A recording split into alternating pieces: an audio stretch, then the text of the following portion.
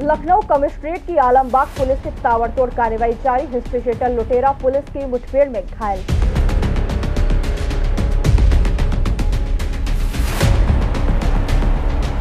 DCP मध्य के नेतृत्व में एसीपी कैंट अभय प्रताप मल्ल के दिशा निर्देश पर काम कर रहे इंस्पेक्टर आलमबाग सुभाष चंद्र सरोज को लगातार मिल रही बड़ी कामयाबी। दिनांक 6 जून को दो युवकों जो एक अपाचे बाइक पर सवार थे, उनके द्वारा ई रिक्शा पर जा रहे एक परिवार से पर्स छिनैती की घटना कारित की गई थी। इस संबंध में मध्य जोन की एसओजी टीम और थाना आलमबाग की टीम ने सराहनीय कार्य करते हुए इस पूरे गैंग का भांडाफोड़ा है।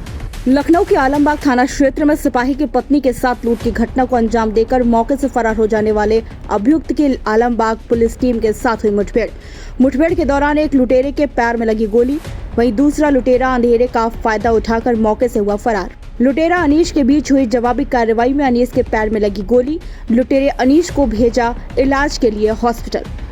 इसमें कल रात्रि में एक अभियुक्त शानू की गिरफ्तारी थाना आलमबाग पुलिस के द्वारा की गई थी, जिसके द्वारा बताया गया कि इस पूरे घटनाक्रम में जो दो लोग थे, लेकिन एक व्यक्ति के द्वारा इसमें रेकी करी गई थी। उसके द्वारा दी गई सूचना के आधार पर रात्रि में पुलिस के द्वारा अन्य दो अभियुक्तों की गिरफ्तारी का प्रयास किया गया, जिसमें प्रातःकाल 18 तारीख की प्रातःकाल जो दो अभियुक्त हैं उनके साथ पुलिस की मुठभेड़ हुई, जिसमें एक अभियुक्त अनीश के पैर में गोली लगी है, जिस अनीश के ऊपर करीब 22 मुकदमे पंजीकृत हैं। मौके से दूसरा एक और अभियुक्त आमीन भागने में। वहीं लुटेरे अनीश पर दर्ज है 22 मुकदमे। लुटेरा अनीश था।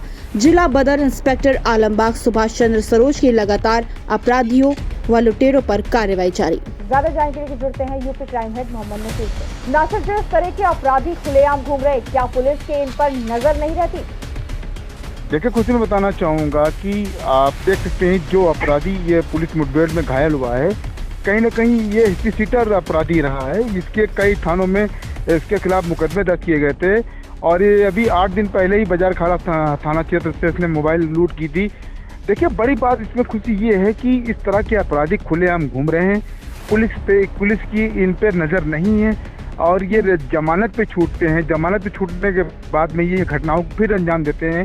पुलिस के पास में ऐसा कोई भी डाटाबेस तैयार नहीं होता है कि जो जमानत पे हैं वो क्या कर रहे हैं, कहाँ नौकरी कर रहे हैं, या वो जो है रेगी कर रहे हैं, या वो लुटेरे हो गए हैं। इस तरह का डेटाबेस नहीं तैयार करते हैं। जिस तरीके से जमानत के बाद भी ये खुलेआम घूमते हैं और चाइनीज जैसे घटनाएं को अंजाम देते हैं, चोरी करते हैं, कहीं ना कहीं लूट जैसी बड़ी जघन जो अपराध हैं, लूट घटनाएं को अंजाम देते हैं। और पुलिस एक बार जेल भेजने के बाद जब वो रिलीज होते हैं, जमानत पे आते हैं, तो उस पर अगर नज़र बना के रखे तो कहीं ना कहीं इस तरह की घटनाओं को रोकी जा सकती है। जी खुशी जी, ऐसे तमाम अपराधी जमानत पर घूम रहे हैं और पुलिस की नजर नहीं है, क्या कहना चाहेंगे?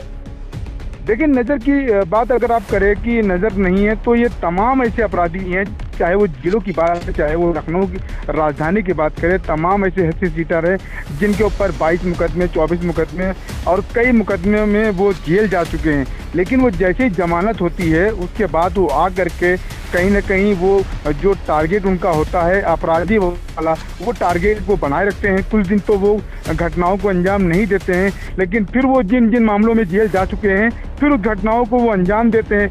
पुलिस को चाहिए कि ऐसे जो टॉप 10 वाले जो अपराधी हैं उनके ऊपर नज़र होनी चाहिए। कहीं ना कहीं जमानत से छूटने के बाद में जो एरिया के सिपाही हैं उन पर नज़र रखे।